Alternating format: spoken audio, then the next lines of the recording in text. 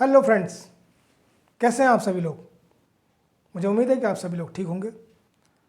और देवभूमि उत्तराखंड के जो मेरे छात्र छात्राएं हैं यानी अभ्यर्थीगण लोग हैं, उन सभी का मेरे इस यूट्यूब मंच पर हार्दिक स्वागत है।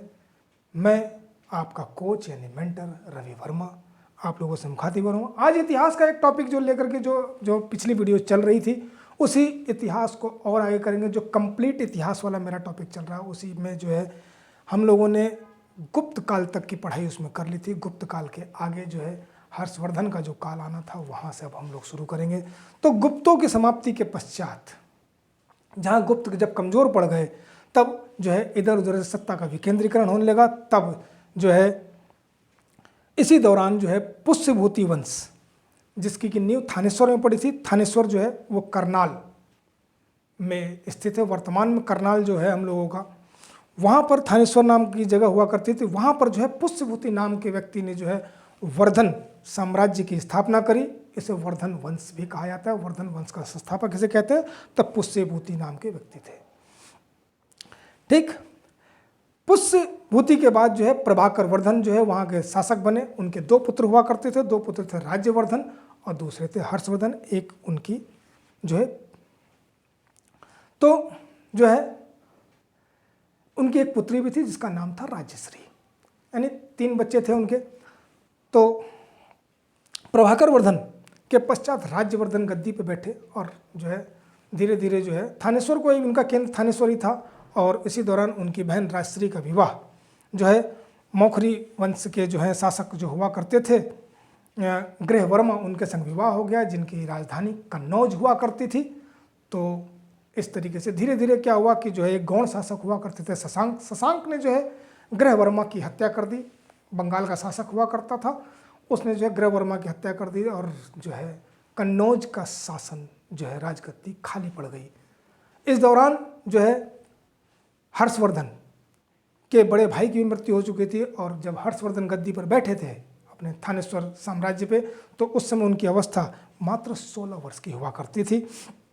तब जो है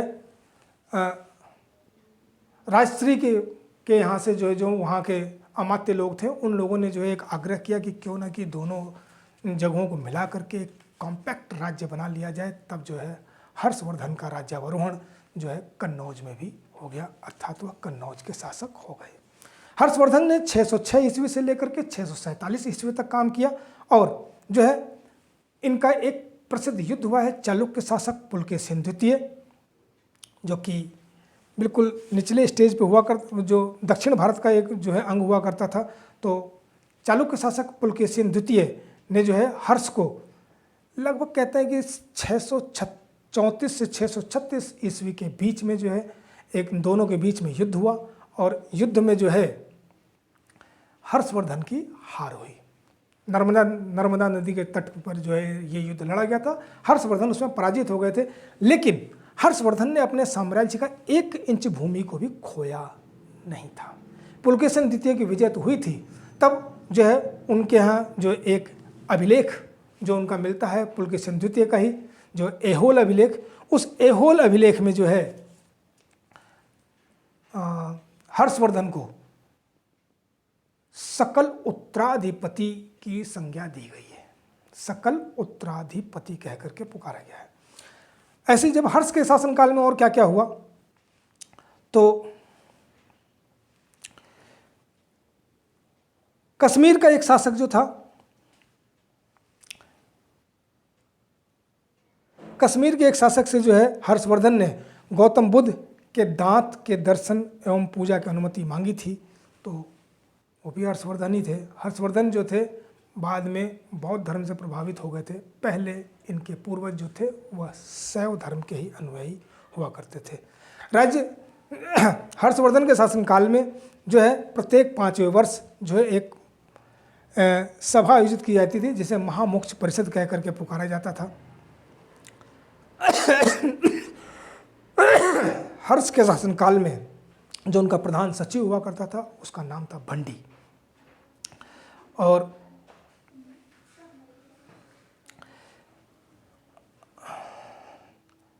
इसके अलावा जो है हर्षवर्धन के जो आपके वो हुआ करते थे, क्या कहते हैं, जो पूर्वज थे, वो सूर्य के भी उपासक थे, सूर्य के और शिव दोनों के उपासक हुआ करते। बाद में जो है हर्षवर्धन बौद्ध धर्म से प्रभावित हो गए, क्योंकि हर्षवर्धन के शासनकाल में ही एक चीनी यात्री भारत भ्रमण पे आया था, उसका नाम था वेन सांग। कहते हैं कि जो हर्षवर्धन के शासनकाल में जो छठी महामोक्ष परिषद थी, उसमें ह्वेन सांग सम्मिलित हुआ था, और उसके मार्गदर्शन में ही जो है हर्षवर्धन जो है वो बौद्ध धर्म से प्रभावित हो गया, और उसने फिर बाद में जो है बौद्ध धर्म का जो महायान शाखा है उसको संरक्षण भी प्रदान किया। हर्षवर्धन का अगर वर्ण की बात करें तो हर्षवर्धन जो थे वैश्य वर्ण के थे, यह क्षत्रिय नहीं थे। ठीक, हर्षवर्धन के शासनकाल में पुनर्विवाह प्रचलित नहीं था। इसके अलावा जो है अंतर जातीय विवाह प्रचलित था। सती प्रथा का प्रचलन भी था। देखिए, समाज की ये बुराइयां उस समय थी। हर्षवर्धन के शासनकाल में जो समाज में सर्वप्रिय जो वस्त्र का कलर हुआ करता था वो व्हाइट कलर हुआ करता था, सफ़ेद कलर के वस्त्र पहनना ज़्यादातर लोग पसंद किया करते थे। हर्षवर्धन स्वयं में पढ़े लिखे व्यक्ति थे। उन्होंने जो है संस्कृत भाषा में 3 नाटक भी रचित किए हैं। वो रचित हैं प्रियदर्शिका, रत्नावली और नागानंद। ये तीनों नाटक हैं। देखिए, यहाँ पर ये भी प्रश्न पेपरों में पूछ जाता है कि ये हैं क्या। ये नाटक हैं और संस्कृत में रचित हैं, और लिखा किसने, तो हर्षवर्धन, जो कि पुष्यभूति वंश का शासक था। इसके अलावा जो है हर्षवर्धन के जो दरबारी कवि थे उसमें वाण भट्ट, मयूर और मातंग दिवाकर थे। सूर्य शतक नाम की जो पुस्तक के लेखक जो थे वो मयूर ही थे, जो कि इनके दरबारी कवि थे। इसके अलावा जो है इनके समय में ही जो है ब्रह्मगुप्त नाम के एक राइटर हुए हैं जिन्होंने एक पुस्तक लिखी है ब्रह्म सिद्धांत। तो देखिए, इस समय हर्ष के शासनकाल में नालंदा जो विश्वविद्यालय था, नालंदा महाविहार, उसके कुलपति जो है उस समय आचार्य शैलभद्र हुआ करते थे। ये पेपरों में प्रश्न पूछ लिया जाता है। जब ह्वेन सांग ने जब भारत की यात्रा की थी, तो ह्वेन सांग की यात्रा का वर्णन जिस पुस्तक में मिलता है उस पुस्तक का नाम है CU की।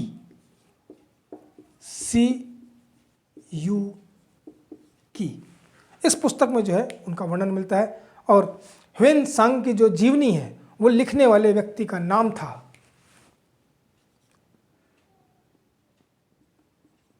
वी ली।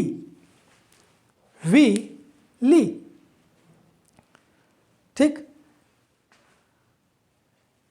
ह्वेन सांग के बाद में इत्सिंग आए थे बाद में 719 के आसपास में। तो चीनी यात्रियों का जो है ये वर्णन आप लोगों को जो है किताबों से मिलता है कि सबसे पहले कौन आया था, तो आप लोगों को याद ही होगा। ठीक,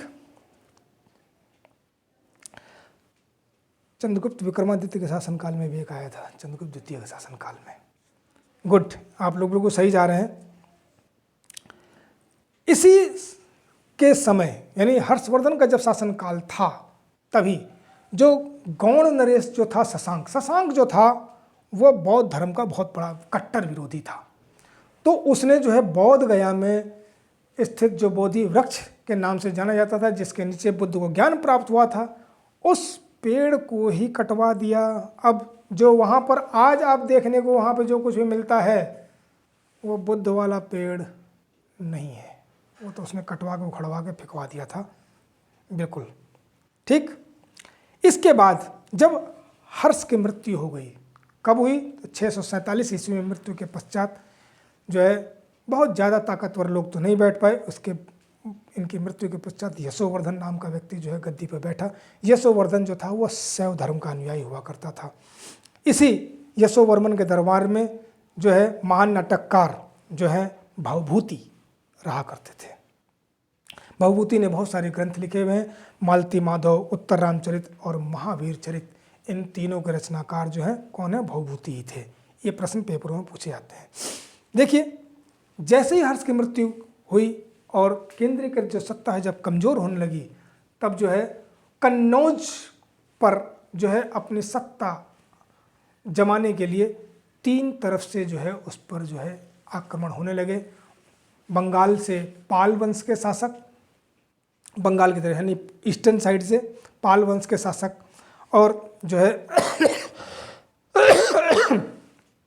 पश्चिम से गुर्जर प्रतिहार, और दक्षिण से जो है वो आपके राष्ट्रकूट वंश के शासक जो है वो तीनों की तीनों जो है उत्तर भारत की ओर अपने पैर जमाने के लिए, जो केंद्रीकृत सत्ता थी, क्योंकि पाटलिपुत्र के बाद केंद्रीकृत सत्ता जो है कुछ दिनों के लिए कन्नौज ही आ गई थी।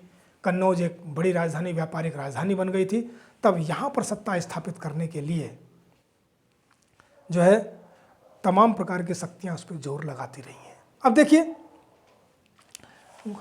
गुर्जर प्रतिहार वंश से जो है अब सब कुछ समकालीन है। ये सारी जो है लड़ाई जो है वो 700, आप कह सकते हैं कि 775 ईस्वी के आसपास से ये सारी कहानी शुरू हो गई, और लगभग जो है ये आप कहेंगे कि 815, 775 ईस्वी से शुरू होकर के 815 भी क्या कहूँगा, बल्कि मैं 1915 तक लगभग ये कहानी चलती रही। यानी लगभग 150 से 200 सालों, 150 से 200 साल तक जो है यह एक त्रिकोणात्मक संघर्ष चलता रहा। कभी कभी इन्होंने आकर के, अगर मैं कह दूं कि यह कन्नौज राज्य है, तो यह कन्नौज राज्य पे कभी इधर से पाल, कभी इधर से प्रतिहार, और कभी राष्ट्र। दक्षिण भारत से उत्तर भारत की ओर आक्रमण करने वाले पहले शासक जो हैं वह राष्ट्रकूट ही माने जाते हैं, जिन्होंने विंध्याचल की पहाड़ी को पार करके, देखिए नर्मदा नदी के तट पे हर्ष आकर के लड़ा था चालुक्य शासक पुलकेशिन द्वितीय से, लेकिन वो भी लड़ाई दक्षिण में चलती, इसे ऊपर जाने की उसकी जरूरत नहीं थी। लेकिन अब ये ऊपर यहाँ आ गए कन्नौज, यानी गंगा नदी के किनारे पहुँच गए। तो पहली बार दक्षिण से किसी शासक ने उत्तर भारत में अपना आधिपत्य जमाने का प्रयास किया था। इस दौरान जो है दक्षिण भारत के कई, तो इस काल को ही जो है त्रिकोणात्मक संघर्ष के नाम से जाना जाता है। इस समय जो है दक्कन, जिसे हम दक्कन कहते हैं, दक्कन जो है नर्मदा से लेकर के तुंगभद्रा नदी के बीच का जो पार्ट है वो दक्कन कहलाता था। इतिहास की दृष्टि से अगर देखा जाए तो इस दौरान जो है कई सारे राजवंश उसमें निकल करके आए हैं, जिसमें सबसे पहले मैं चालुक्य वंश की बात करूंगा। चालुक्य भी कौन से? वादामी के चालुक्य। वादामी कहाँ पे स्थित है? तो बीजापुर, कर्नाटक वाली बात हो रही है। तो यहीं पर पुलकेशियन प्रथम नाम के व्यक्ति ने जो है यहाँ पर जो है चालुक्य वंश की नींव रखी, और यहीं पर जो पुलकेशियन द्वितीय का जो ऐहोल अभिलेख है, उस ऐहोल अभिलेख के रचनाकार जो थे रविकीर्ति नाम के व्यक्ति हुआ करते थे, और उसमें जिसमें पुलकेशिन द्वितीयों की जो उपलब्धियों का वर्णन भी किया हुआ है, उसी में हर्ष को सकल उत्तराधिपति कह करके पुकारा गया है। ठीक इसी जो है के शासन काल में पुलकेशिन द्वितीय को भी जो है एक वातापी कह रहा हूँ, नरसिंह वर्मन जो कि पल्लव वंश का शासक हुआ करता था, पल्लव नॉट पहलव, पहलव पूछे जा चुके, पल्लव जो दक्षिण भारत में जो है जहाँ आज तमिलनाडु और आंध्र प्रदेश के साथ जो सीमा लगती है वहाँ पर पल्लव हुआ करते थे। तो पल्लव शासक जो है नरसिंह वर्मन ने जो है इसके ऊपर अटैक किया, और पुलकेशिन द्वितीय को परास्त करने के पश्चात उसने वातापी कोंड की उपाधि भी धारण की थी। ठीक, इसके अलावा जो है चालुक्य जो है कल्याणी के चालुक्य, कल्याणी का कल्याण आप समझ रहे हैं, मुंबई के पास आ गए, तो कल्याणी के चालुक्य वंश की नींव जो है तैलप द्वितीय नाम के एक व्यक्ति ने की थी। जो है कल्याणी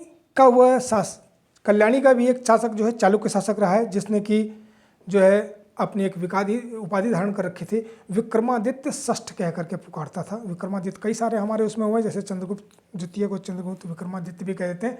इसी प्रकार से विक्रमादित्य नाम की उपाधि कई शासकों ने धारण करी हुई है, तो उसमें ये अपने आप को विक्रमादित्य षष्ठ कहा करता था। इस चालुक्य शासक ने चालुक्य विक्रम संवत की नींव रखी 1076 ईस्वी में। ठीक।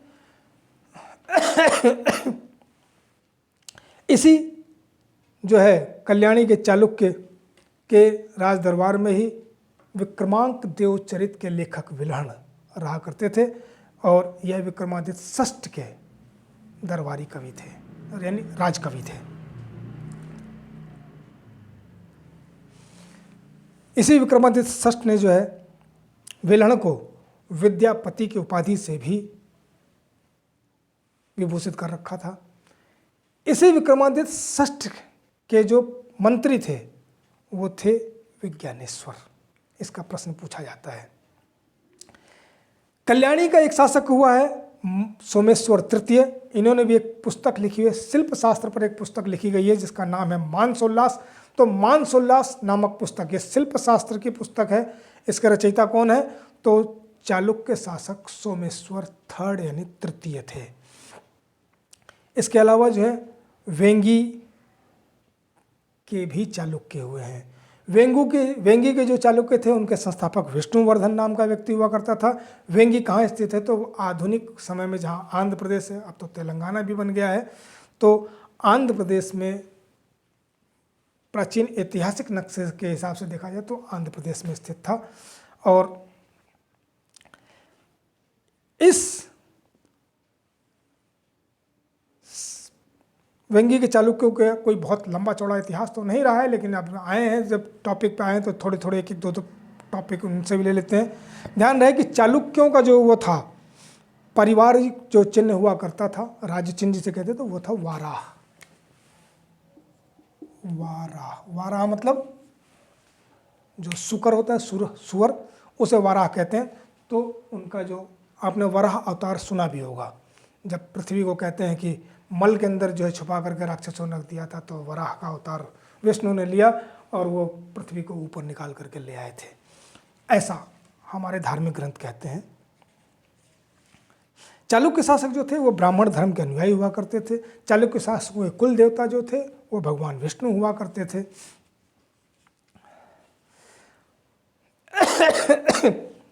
ठीक। बाकी जो है अब बात करेंगे दक्षिण का एक राजवंश, राष्ट्रकूट वंश। राष्ट्रकूट वंश का संस्थापक जो था वो था दंतीदुर्ग। प्रश्न पूछा जाता है कि राष्ट्रकूट वंश का संस्थापक कौन था? तो दंतीदुर्ग था। लगभग 750 ईस्वी के आसपास या 730, मुझे भी अभी जो है आप लोग इसे देख सकते हैं। तो इसने जो है इस वंश की स्थापना करी। और इस राष्ट्रकूट वंश के शासकों में आप लोगों को पता ही है कि जो है कई राष्ट्रकूट शासकों ने जो है त्रिकोणात्मक संघर्ष में हिस्सा भी लिया है, लेकिन कुछ अन्य शासकों के द्वारा जो है काफ़ी कुछ जो है काम किए गए जिससे उनको याद किया जाता है। तो कहते हैं कि राष्ट्रकूट शासक कृष्ण प्रथम ने एलोरा में एक पत्थर को काट करके कैलाश मंदिर का निर्माण कराया। तो एलोरा का कैलाश मंदिर का निर्माता कौन था? तो राष्ट्रकूट शासक कृष्ण प्रथम थे। देखिए एक ही लाइन में 3-3 4-4 आंसर मिल जाएंगे आप लोगों को अगर आप लोग ध्यान से सुनेंगे। क्या चीज़? एलोरा के कैलाश मंदिर। अब एलोरा का मंदिर किससे रिलेटेड हो गया? कैलाश मंदिर का निर्माता कौन था? वो देखिए एक ही पहाड़ी को काट करके बनाया गया था। किसने बनवाया? तो राष्ट्रकूट शासक था वो, और वो कृष्ण प्रथम उसका नाम था। ठीक। इसके अलावा जो है एक दशावतार मंदिर है। दशावतार मंदिर का निर्माण जो है स्वयं दंतीदुर्ग ने ही कराया था। इसके अलावा जो है अब देखिए यहाँ पर कुछ छोटे छोटे राजवंश खूब सारे मिलते हैं, क्योंकि अब वो समय आ रहा है। ये वो समय था जिस समय की हम लोग बात कर रहे हैं, जिस समय के मैं इतिहास की चर्चा कर रहा हूँ, यह सारा का सारा काल जो है राजपूत काल के नाम से जाना जाता है। त्रिकोणात्मक संघर्ष के दौरान ही जो है एक तरफ ये चल रहा था तो दूसरी तरफ राजपूत काल भी था, यानी उस समय राजपूतों के बल्ले बल्ले थे और राजपूत एक दूसरे से लड़ने में माहिर थे। ये कभी भी एकत्रित और संगठित नहीं रहे हैं। तो बहुत सारे लोग राजपूत काल में निकल करके आए हैं। तो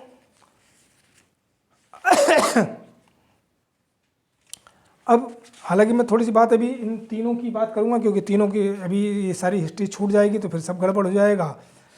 इसी दौरान जो है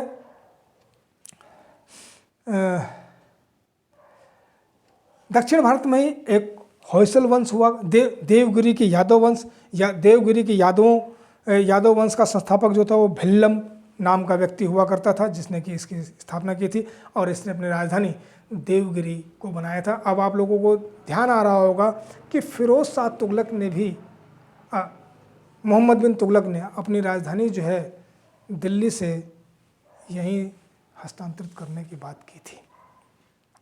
तो और आगे बढ़ते हैं। इसके अलावा जो है दक्षिण भारत में ही, यानी थोड़ा थोड़ा नीचे आते चल जाएंगे तो वहाँ पर जो है होयसल, द्वार समुद्र नाम की एक जगह है, द्वार समुद्र में जो है होयसल वंश का संस्थापक जो था विष्णुवर्धन नाम का व्यक्ति हुआ करता था। यह भी यादवों की एक शाखा हुआ करती थी। यह जो थी यादव वंश जो था उन्हीं की एक शाखा थी होयसल। तो द्वार समुद्र, अब आप लोगों को समझ में आ गया होगा कि वही द्वारिका वाली क्षेत्र की बात हो रही है, यानी गुजरात की बात हो रही है। और द्वार समुद्र का जो है वर्तमान नाम है वो हेलीबीड कह करके उनको पुकारा जाता है। हालांकि हेलीबीड जो है वह कर्नाटका में बिल्कुल एकदम समुद्र साइड से लगा हुआ है। होयसलेश्वर मंदिर का निर्माण जो है इसी विष्णुवर्धन नाम के शासक ने करवाया था। और विष्णुवर्धन ने ही बेलूर कर्नाटक में जो है चेन्ना केशव मंदिर का निर्माण, चेन्ना केशव मंदिर का पेपर में प्रश्न पूछा जा चुका है, तो आप लोग यह भी याद रखें। इसके अलावा जो है थोड़ा सा और आते हैं तो कदम्ब शासक हुआ करते थे। तो कदम्ब राज्य का संस्थापक जो था वो मयूर शर्मन नाम का व्यक्ति हुआ करता था। यह मानवीय गोत्र के जो थे प्राणी थे ये लोग। ये शासक अपने आप को हारिति पुत्र कह करके पुकारा जाता करते थे। कदम्ब शासक जो है मयूर शर्मन कहते हैं कि इसने 18 अश्वमेघ यज्ञ का आयोजन कराया था। थोड़ा और आगे बढ़ते हैं तो वारंगल प्रांत हुआ करता था। वारंगल प्रांत में जो है काकतीय वंश के शासक की काकतीय वंश की स्थापना हुई। काकतीय वंश के संस्थापक वेद प्रथम नाम का व्यक्ति हुआ सॉरी।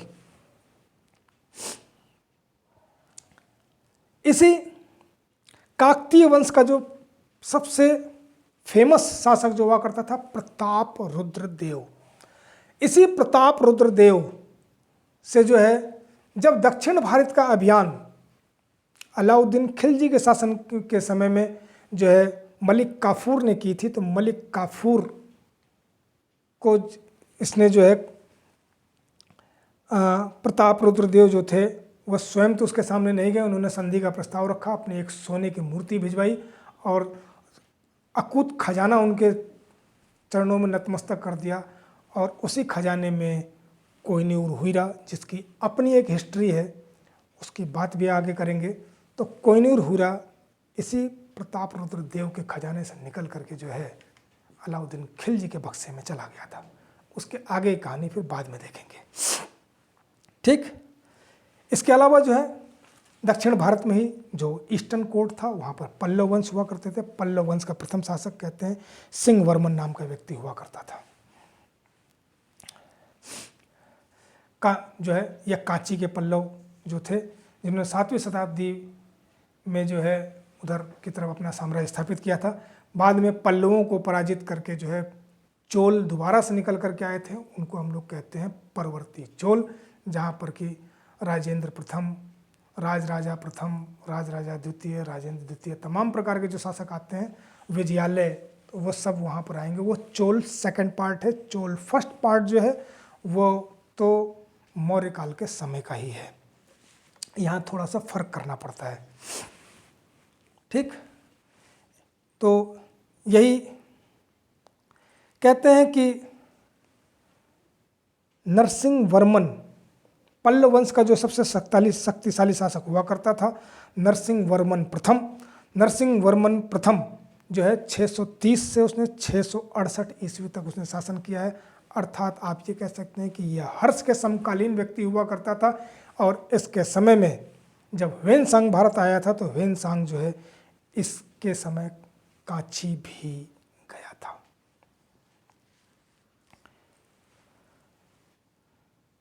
ठीक, पल्लव राजाओं के शासनकाल में ही जो है दक्षिण भारत में भक्ति आंदोलन का प्रारंभ हुआ। और भक्ति आंदोलन में जो है शैव और वैष्णव धर्म की जो है वो का प्रचार प्रसार किया जाता था। शैव धर्म का प्रचार प्रसार करने वाले जो लोग जो संत थे उनको नैनार संत कह करके पुकारते थे, और जबकि वैष्णव धर्म का प्रचार प्रसार करने वाले को अलवार संत कहा गया है। ठीक, उन्हीं अलवार संतों में एक महिला साध्वी भी थी जो कि मीरा बाई की भांति जो है कृष्ण की प्रेम दीवानी हुआ करती थी। उसका नाम था अंडाला। इसके अलावा जो है आप कह सकते हैं कि वैष्णव जो आंदोलन था या वैष्णव धर्म का प्रचार प्रसार जो है सबसे पहले आंदोलन के रूप में अगर कहीं पल्लवित हुआ तो वो पल्लव साम्राज्य में स्थापित हुआ।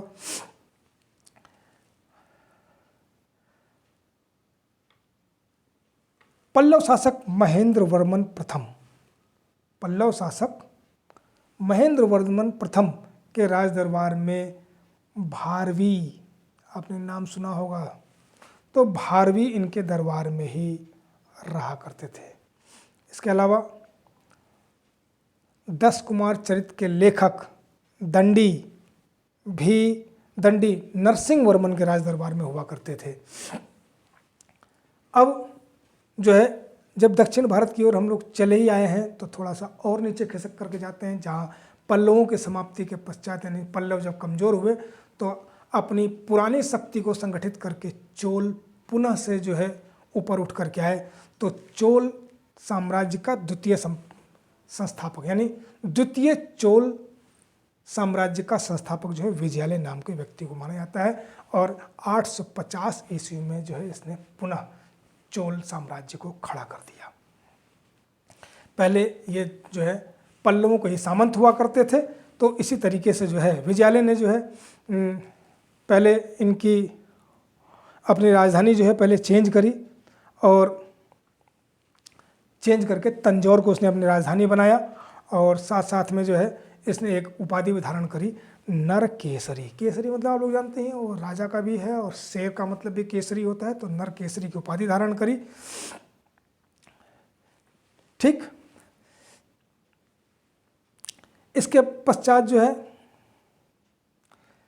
धीरे धीरे जो है फिर उसके बाद राज प्रथम जो है वो शासक बना, और इसने जो है भारत तो छोड़ भारत के बाहर जाकर के सिंगल राज्य यानी श्रीलंका पर भी जो है यानी इनके पास एक नौसेना भी हुआ करती थी। ये पहला भारतीय साम्राज्य था जिसके अपनी नौसेना हुआ करती थी, और वो नौसेना के दम पर जो है इन्होंने श्रीलंका पर भी आक्रमण किया और उसके कुछ हिस्से को जीत लिया, और उस जगह का नाम मामुंडी चोलपुरम रख दिया श्रीलंका पर विजय प्राप्त करने के पश्चात। ठीक, बाद में जो है राजराज प्रथम ने थोड़ा और आगे जो है मालदीव पे भी अपना कब्जा कर लिया। देखिए अब ये थी नौसेना की ताकत उस समय की। राजराज प्रथम ने ही जो है एक राजराजेश्वर या बृहदेश्वर मंदिर का निर्माण कराया। इसके पश्चात जो है राजराज प्रथम ने तंजौर में कराया था। फिर बाद में जो है इसके पश्चात राजेंद्र प्रथम नाम का व्यक्ति जो है वो शासक बना, और उसने जो है अपनी राजधानी जो है वो वहाँ से शिफ्ट करी तंजौर से, और अपनी राजधानी तिरुचिरापल्ली, जो आज तिरुचिरापल्ली के नाम से जाना जाता है, पहले तिरुचिरापल्ली हुआ करता था, और उस समय इसे गंगईकोंड चोलपुरम के नाम से जाना जाता था।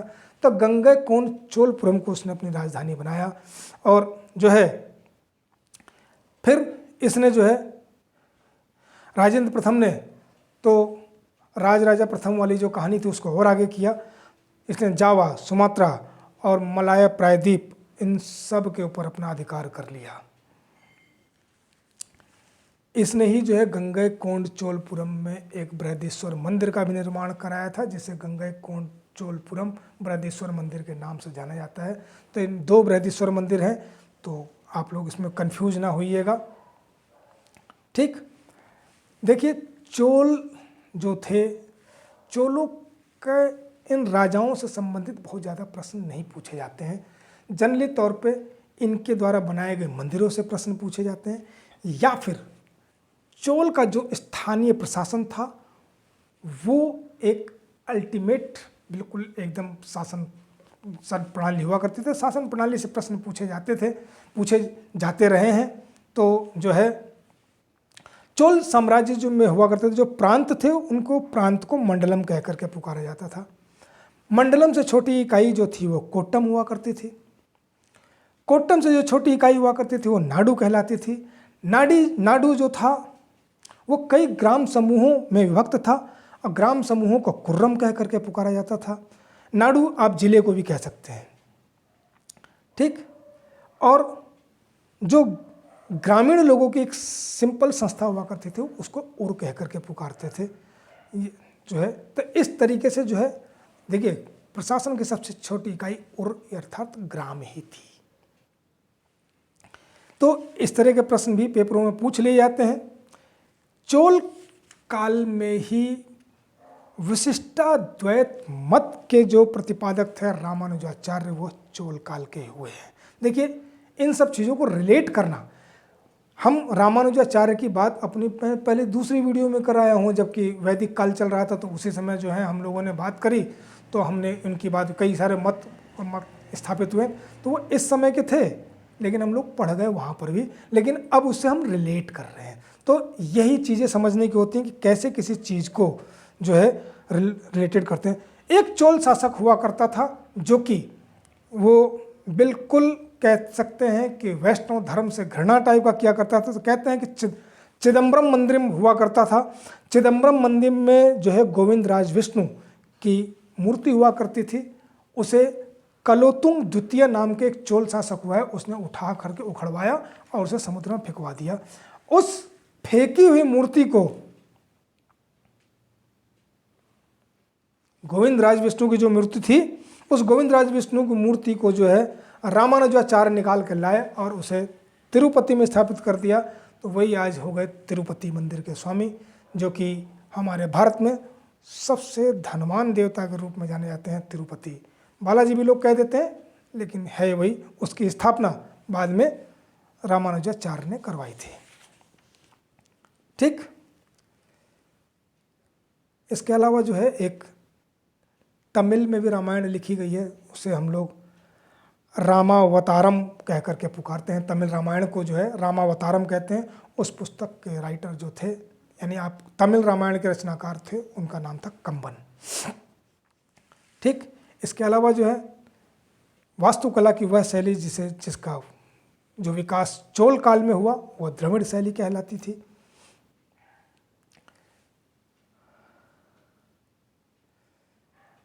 इस चोल काल में मंदिरों को जो भूमि दान में दी जाती थी उसको देवदान कह करके पुकारा जाता था। बाकी तो देखिए तथ्य तो बहुत हैं, हजारों लाखों, लेकिन एग्जाम के दृष्टिगत एक वनडेज एग्जाम के लिए इतने तथ्य आप लोगों के काफ़ी हैं। मैं थोड़ा और आगे बढ़ता हूँ। आज इसको मध्यकाल प्राचीन भारत का इतिहास जो है इसी वीडियो में समाप्त करना चाहूँगा, चाहे थोड़ी वीडियो लंबी हो जाए, मुझे उससे कोई परहेज नहीं है। ठीक, अब हम बात करते हैं 7वीं सदी से लेकर के 12वीं शताब्दी तक की बात करते हैं। यानी फिर से कुछ चीज़ें अभी कश्मीर में छूट गई थी, तो कश्मीर को भी लेकर के आना है।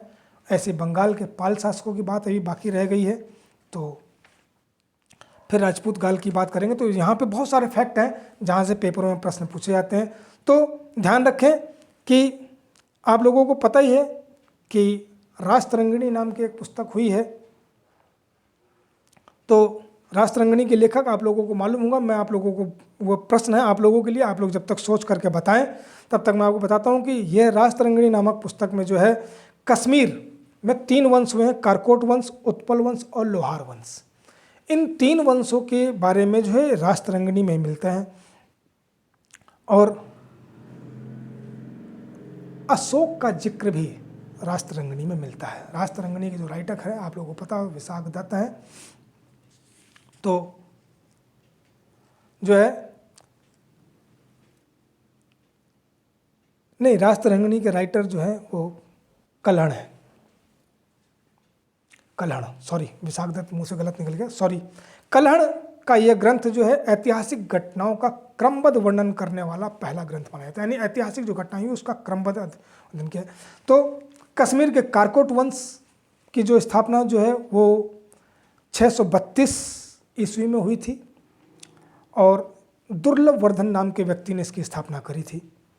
उस समय जो है धीरे धीरे जो है इस राजवंश ने कोई बहुत महत्वपूर्ण काम तो किया नहीं है जिसकी वजह से इन लोगों के जो है कि चीज़ों को याद किया जाए।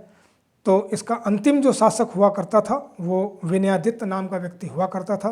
तत्पश्चात वहाँ पर अवंती वर्मन नाम के शासक ने जो है अपनी सत्ता स्थापित करी, वह उत्पल वंश का हुआ करता था। उत्पल वंश की जो स्थापना जो अवंती वर्मन ने की थी, तो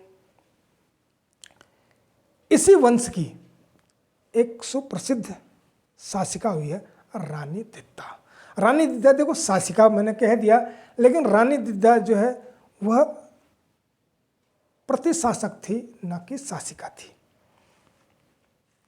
इतनी बात आप लोगों को समझ में आ रही होगी। इसके अलावा जो है 1003 ईस्वी में जो है यहीं पर जो है देखिए रानी दिद्दा का जो काल है वो 980 ईस्वी के पास है, यानी जब महमूद गजनवी के आक्रमण चल रहे थे। इसी समय लोहार वंश का जो है 1003 में जो है लोहार वंश, संग्राम राज के व्यक्ति ने जो है लोहार वंश की स्थापना करी और लोहार वंश का ही वह आश्रित कवि जो एक हर्ष हुआ करता था।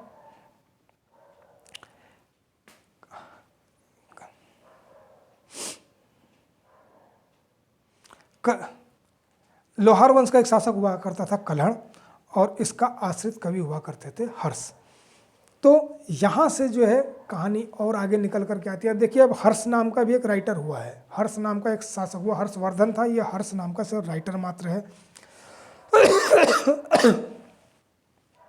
लोहार वंश के शासक जयसिंह का जब शासनकाल हुआ करता था तो उसी काल में जो है कल्हण ने राजतरंगिणी की रचना की थी। राजतरंगिणी की रचना 12वीं सदी में की गई है और लोहार वंश का अंतिम शासक भी जयसिंह ही हुआ करता था। उसकी घटना महमूद गजनवी, बाकी इन राजाओं के समय की जो बातें हैं वो जब महमूद गजनवी का आक्रमण हो रहा होगा तब उसे हम लोग समझ, देखिए यहाँ था, ये आपको मैं करा दिया। इसके बाद जो है पढ़ने का फिर और आगे चलते हैं। अब हम बंगाल में पाल वंश की बात करेंगे। यहाँ पाल वंश थे, पाल वंश के जो शासक जो थे तो वो कहाँ से निकल कर के आए, तो कहते हैं कि बंगाल में पाल वंश की स्थापना जो है गोपाल नाम के व्यक्ति ने की थी। पाल वंश ने बंगाल में लगभग 400 वर्षों तक शासन किया। ठीक, अब इसके जो तमाम जो है, अब सारा तो इतिहास नहीं पढ़ा जा सकता, तो जो इसके प्रतापी राजा थे जो है उन्हीं समय में जो है उनके समय में क्या क्या काम हुए हैं। तो विक्रमशिला विश्वविद्यालय जो कि बिहार में है, पटना के पास ही विक्रमशिला नाम की एक जगह, तो वहाँ विक्रमशिला विश्वविद्यालय है। विक्रमशिला विश्वविद्यालय की स्थापना पाल वंश के शासक धर्मपाल ने की थी। ठीक, पाल वंश का जो सबसे सर्वाधिक जो ताकतवर शासक था वो था देवपाल। ठीक, पाल शासक जो थे वो बौद्ध धर्म के अनुयायी थे। ठीक, पाल वंश का वह शासक जिसे कहते हैं कि बौद्ध धर्म का पुनर्स्थापक भी माना जाता है वो देवपाल ही था। और ओदंतपुरी बौद्ध विहार या बौद्ध मठ की स्थापना जो है इसी देवपाल ने की थी।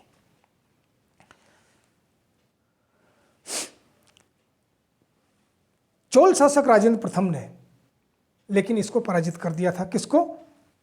तो देवपाल को पराजित कर दिया था, यानी दक्षिण भारत से उत्तर भारत की ओर जाकर के इसने अभियान किया और बाद में इनको पराजित भी किया।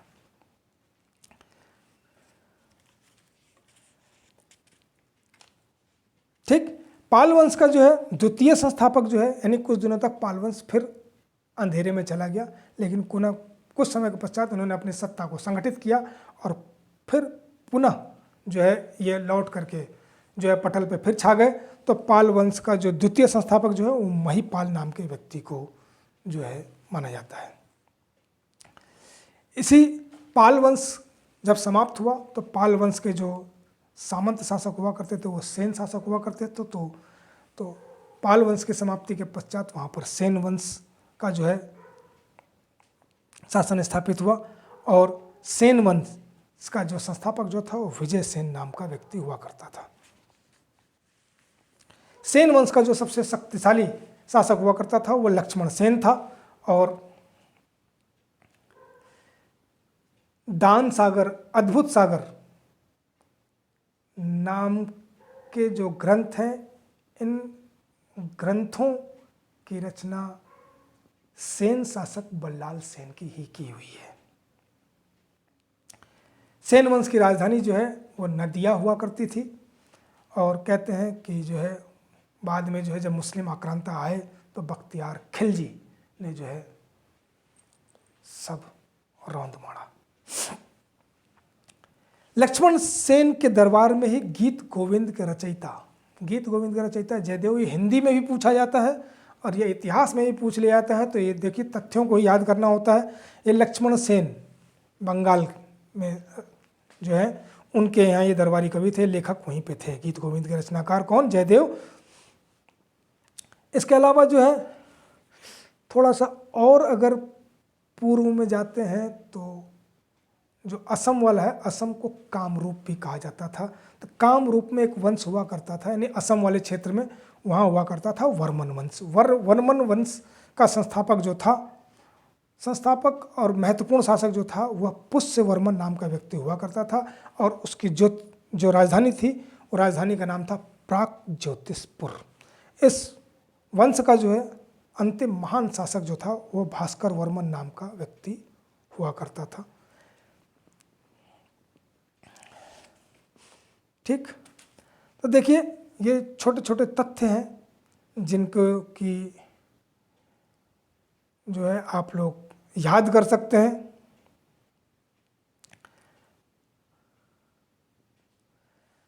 मोहम्मद बिन कासिम भारत पर प्रथम सफल आक्रमण की अगर बात करें तो 712 ईस्वी में भारत पर जो है वह प्रथम मुस्लिम आक्रांता जिसे हम कहेंगे, यह अरबी आक्रमणकारी था, मुस्लिम आक्रांता। अभी देखिए आक्रमणकारी की बात पहले भी कर चुके हैं कि सबसे पहले भारत पर जो है हखामनी वंश का जो था पर्सिया यानी ईरान का शासक, हखामनी वंश का शासक जो है दारा प्रथम या डेरियस प्रथम नाम का व्यक्ति हुआ करता था। उसने भारत पर सबसे पहला आक्रमण किया था और यूरोपियन में सिकंदर हुआ करता था।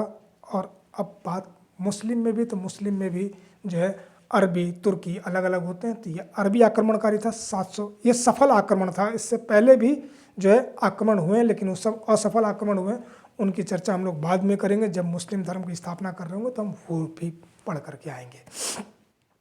तो जो उस समय जब उन्होंने सिंध पर आक्रमण किया तो उस समय सिंध का शासक ताहिर नाम का व्यक्ति हुआ करता था। ठीक, और जो मोहम्मद बिन कासिम जो था वह इराक का शासक अल हज्जाज का सेनापति था ये। और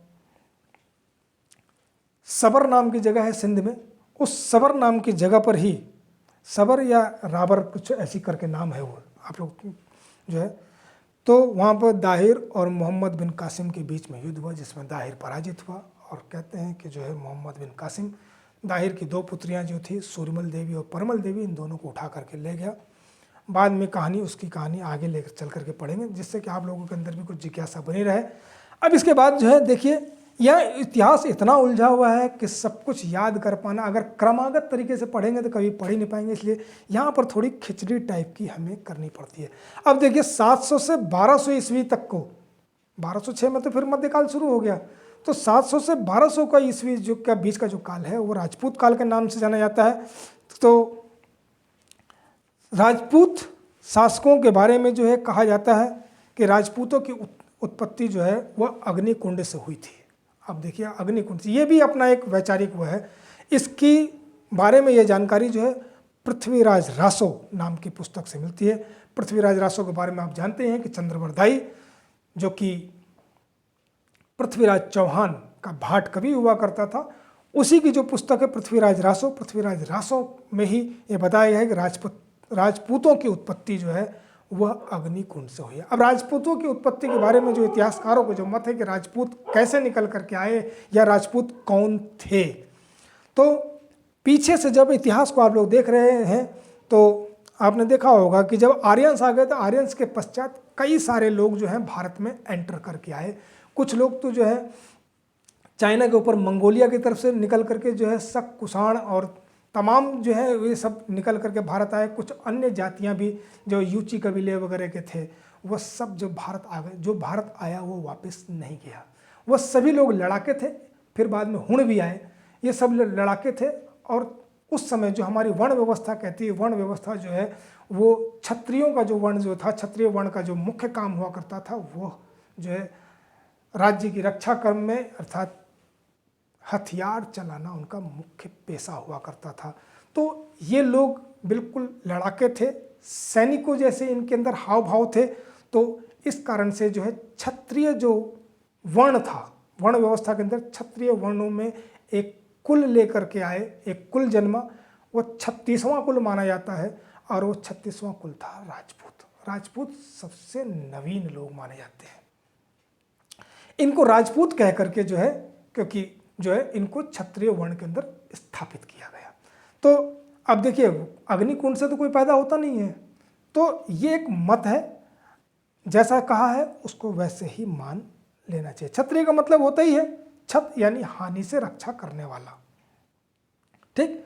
तो इसी दौरान जो है एक हमीर महाकाव्य है। हमीर महाकाव्य, इसके राइटर जो है नए चंद सूरी हुआ करते थे। इसी दौरान की जो है एक पुस्तक है नव सहसांक चरित। नव सहसांक चरित के राइटर जो है वो पद्मगुप्त हुआ करते थे।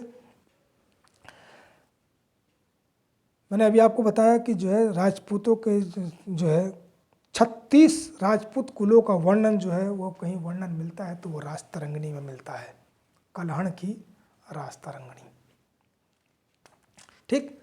अभी हम लोग बात कर रहे थे, प्रतिहार छूट गए थे, गुज्जर प्रतिहार। तो गुज्जर प्रतिहार वंश का संस्थापक जो है 730 ईस्वी में हुआ था और नागभट्ट प्रथम नाम के व्यक्ति ने जो है इसकी स्थापना की थी। गुज्जर जाति का जो पहला अभिलेखीय वर्णन जो है वो पुलकेशिन द्वितीय का जो ऐहोल अभिलेख है, उस ऐहोल अभिलेख में ही इसका वर्णन मिलता है। अर्थात यह भी एक कह सकते हैं हिस्टोरिक, पहली बार हिस्टोरिक जो हुए ये तो वह 730 के बाद ही हुए हैं, ठीक।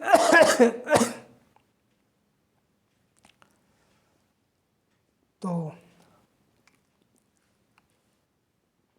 संस्कृत के विद्वान जो है राजशेखर, वो प्रतिहार शासक महेंद्रपाल और महीपाल, ये देखिए अब यहाँ पर नामों में भी खूब, अब पाल कहोगे कि जो प्रतिहार में गजार है तो नाम तो कोई भी रख सकता है, तो यहाँ पर थोड़ा सा बहुत केयरफुली पढ़ना होता है। तो महेंद्रपाल और महीपाल के राज दरबार में संस्कृत के विद्वान राजशेखर रहा करते थे।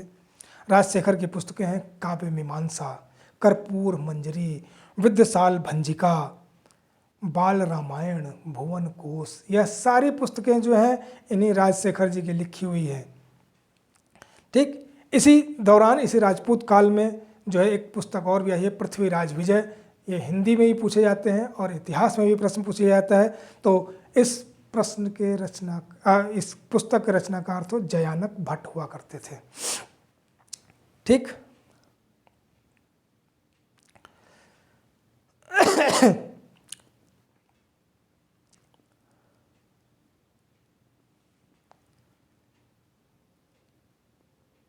अब देखिए गुर्जर प्रतिहार के बाद में एक सिर्फ प्रतिहार भी निकल के आया। तो प्रतिहार वंश का संस्थापक जो है मिहिर भोज को माना जाता है। राजवंश नहीं, मिहिर भोज जो है वो गुर्जर प्रतिहार वंश का शासक हुआ करता था। मिहिर भोज ने जो है यहाँ आक्रमण किया और कन्नौज को अपनी राजधानी बना डाला। तो कन्नौज पर शासन करने वाला जो है पहला आप कह सकते हैं कि जो है राष्ट्रकूट शासक, राष्ट्रकूट नहीं, प्रतिहार शासक जो था वह मिहिर भोज नाम का व्यक्ति हुआ करता था। मिहिर भोज जो था वैष्णव धर्म का अनुयायी था और गुर्जर प्रतिहार वंश का जो है सबसे शक्तिशाली शासक भी यही था। मिहिर भोज ने जो है खुद कुछ उपाधियां भी धारण कर रही थी। आदि वराह और प्रभास नाम की उपाधि धारण कर रखी थी। ठीक, तो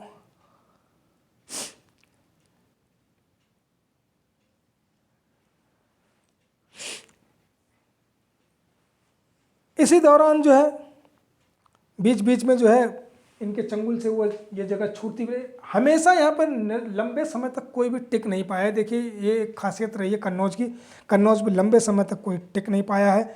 यहाँ पर गहड़वाल वंश या राठौर वंश के संस्थापक भी राठौर वंश के लोगों ने भी यहाँ शासन किया है। और जो है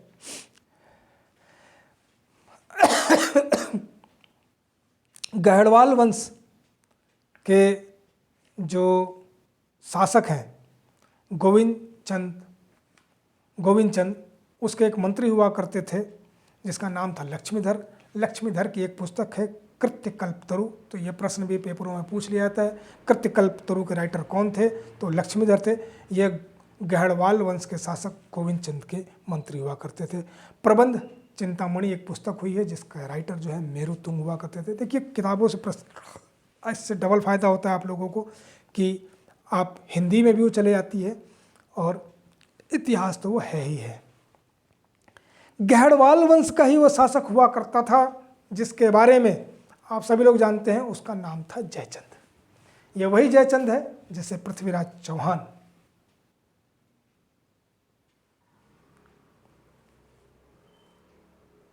उसकी पुत्री को जो है संयोगिता को जो है सभा मंडप से उठा करके जो है उन्होंने स्वयंवर रचा लिया था। तो ये वही जयचंद है। तो और कहते हैं कि जो है पृथ्वीराज चौहान पर आक्रमण करने के लिए जो है इसी मोहम्मद गौरी को जो है पृथ्वीराज चौहान के ऊपर आक्रमण करने के लिए इसी जयचंद ने जो है उसे आमंत्रित किया था। फिर बाद में जो है पहले तो जो है 1191 और 1192 में जो तराइन के जो 2 युद्ध हुए, पहले युद्ध में जो है मोहम्मद गौरी पृथ्वीराज चौहान से पराजित हुआ। दूसरे युद्ध में पृथ्वीराज चौहान जो है वो मोहम्मद गौरी से पराजित हुए। तत्पश्चात 1194 में एक चंदावर का युद्ध हुआ। चंदावर के युद्ध में जो है मोहम्मद गौरी ने जयचंद को ही पराजित कर दिया। तो इस तरीके से जो है ये, और जयचंद उसमें समाप्त हो गया। जयचंद को जो है भारत का गद्दार भी कहा जाता है। आज भी जो है जयचंद की जो है एक विशेषण के रूप में भी इस्तेमाल किया जाता है कि जयचंदों से, तो जयचंद से जयचंदों हो गया तो वह एक विशेषण ही बन जाता है। ये हिंदी का एक टॉपिक थोड़ा सा आप लोगों के ज्ञानवर्धन के लिए जो है निकाल करके लाया। तो इस तरीके से जो है अब चंदावर कहाँ पे स्थित है, कभी कभी तो ये भी लगता है, कोई दिमाग में आता है कि चंदावर पता नहीं कहाँ होगा, कहीं दक्षिण भारत में ना हो। तो चंदावर वर्तमान समय में एटा जिला उत्तर प्रदेश में स्थित है। ठीक, नैषध चरित्र के जो लेखक जो थे श्रीहर्ष इसी जयचंद के दरबार में रहा करते थे, इनके दरबारी कवि थे। तो देखिए ये मोटे मोटे कुछ सारी चीज़ें थी जो आप लोगों को बता देना था। चौहान वंश का शासक जो पृथ्वीराज चौहान जिसे हम लोग कहते हैं, जिसकी हम लोग गाथा गाते रहते हैं, तो मैं आपको बता दूं कि उसका नाम जो था पृथ्वीराज ही था। चौहान तो बाद में हुआ, पृथ्वीराज तृतीय थे, वो थर्ड थे। उससे पहले भी 2 पृथ्वीराज हो चुके हैं। ठीक, यही चौहान वंश का सबसे शक्तिशाली शासक माना जाता है और इसके लिए राय पिथौरा नामक शब्द का प्रयोग भी किया गया, इनको राय पिथौरा भी कहा जाता है। इन्हीं का दरबारी कवि चंद्रवर्धाई हुआ करता था। और आप लोगों को पता ही कि चौहान को चाहमान भी कहते हैं। तो इसी चाहमान वंश के शासक जो थे पृथ्वीराज चौहान यानी पृथ्वीराज तृतीय के समय में ही 2 बड़े युद्ध हुए हैं। तराइन का पहला युद्ध 1191 ईस्वी में, और किसके बीच हुआ? तो पृथ्वीराज तृतीय यानी पृथ्वीराज चौहान और मोहम्मद गौरी के बीच में, जिसमें मोहम्मद गौरी पराजित हुआ और वो वापस चला गया। अगले साल वह पुनः अपनी ताकत को समेट करके फिर आया और 1192 में तराइन के मैदान में फिर युद्ध, दोनों सेनाएं आपस में आमने सामने खड़ी हुई और उसमें पृथ्वीराज तृतीय यानी पृथ्वीराज चौहान पराजित हो गए। ठीक, हिंदी साहित्य का पहला महाकाव्य अगर किसी को कहा जाता है तो वह पृथ्वीराज रासो को ही कहा जाता है। पृथ्वीराज रासो के राइटर आप लोगों को पता ही है, चंद्रवर दाई थे। तो अब जो है इसे आप लोग जो है आप कह सकते हैं कि ये जो प्राचीन भारत का इतिहास यहीं तक था। और देखिए, होने को तो बहुत सारी चीज़ है, बहुत सारे तथ्य भी हो सकते हैं, तो आप जो है कुछ और भी इम्पोर्टेंट तथ्य अगर निकल करके आते हैं तो मैं वो भी इसके अंदर जो है खोद खाद करके डालने का प्रयास रहेगा मेरा। लेकिन प्राचीन भारत को के जो है महत्वपूर्ण तथ्य आप लोगों के सामने, बहुत सारे तथ्य तो आप लोगों को वो भी बता दिए गए हैं जो आप लोगों की सामान्य किताबें, जैसे आप लोग लूसेंट सामान्य ज्ञान जैसी पुस्तकों में ये आपको मिलेगा भी नहीं। तो इस नेक्स्ट जो है आप लोग अगले टॉपिक पे हम लोग चर्चा करेंगे। अगर अब आप लोगों से पुनः कहना चाहूँगा, आज की वीडियो मैं यहीं समाप्त करता हूँ। अगर ये वीडियो आप लोगों को पसंद आई हो तो आप लोग लाइक और शेयर भी कर दें इसे अपने साथियों के साथ में। अभी तक भी आप लोगों ने इस चैनल को सब्सक्राइब नहीं किया है तो सब्सक्राइब कर लीजिए और एक प्यारा सा कमेंट लिख करके भेजिए। आपका कमेंट मेरे लिए जो है टॉनिक का काम करता है। देखो, मेहनत लगती है भाई, और उस मेहनत का एक इनाम आपका एक जो है कमेंट होता है। कमेंट में आप लिख करके भेजेंगे तो मुझे भी अच्छा लगेगा और आपसे जुड़ने का बेहतरीन तरीके से मौका मिलेगा। तो मुझे उम्मीद है कि आप लोग जो है लाइक भी करेंगे और कमेंट भी करेंगे और अपने दोस्तों साथियों के साथ में से शेयर भी कर लेंगे। और चैनल अभी तक भी सब्सक्राइब नहीं किया तो सब्सक्राइब भी कर लेंगे। आप लोगों का प्यार मेरे साथ हमेशा बना रहेगा, ऐसी मेरी जो है शुभकामनाएं हैं। और मैं इसी के साथ ये आज की वीडियो समाप्त करना चाहूँगा। जय देवभूमि उत्तराखंड, जय भारत।